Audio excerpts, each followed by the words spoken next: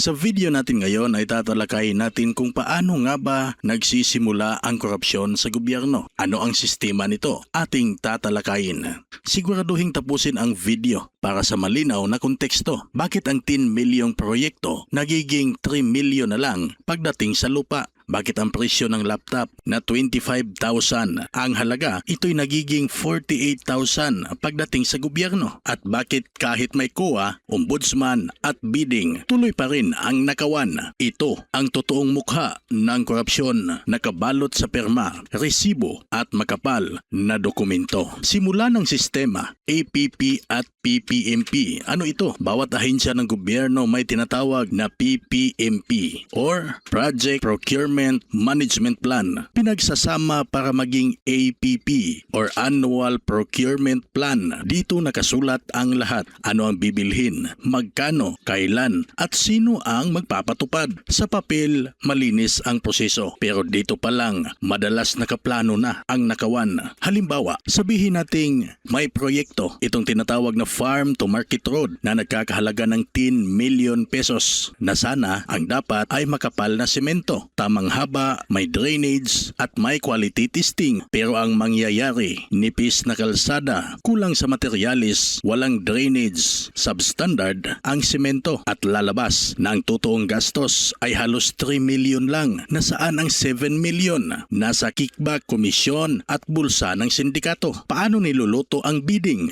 Ayon sa Republic Act 9184 ng Procurement Law, dapat patas ang bidding pero ang modus may napili na agad na kontraktor. Iniayon ang specification para siya lang ang papasa. Kunwaring may kalaban sa bidding pero magkakampi pala. Pagkatapos manalo, 15% para sa opisyal, 10% naman sa back at 5% sa middleman. Legal sa papel, illegal naman sa konsensya. Dagdag pa, emergency modus. Kapag ayaw dumaan sa bidding, ito'y idinideklarang urgent gaya ng calamity purchase, negotiated procurement. Dito madalas lumalabas ang relief goods na doble ang presyo, generator na triple ang halaga at gamot na malapit na ang mag-expired. Ghost projects at ghost employees. Mas matindi pa, proyektong may kontrata pero walang ginagawa. Payroll na may pangalan pero walang taong pumapasok. Delivery na nasa resibo lang. Sa papel kompleto, sa lupa ay multo. Papel ng COA. Dito pumapasok ang Commission on Audit. Naglalabas sila ng Audit Observation Memorandum o AOM. May duda sa gastos. Notice of Suspension.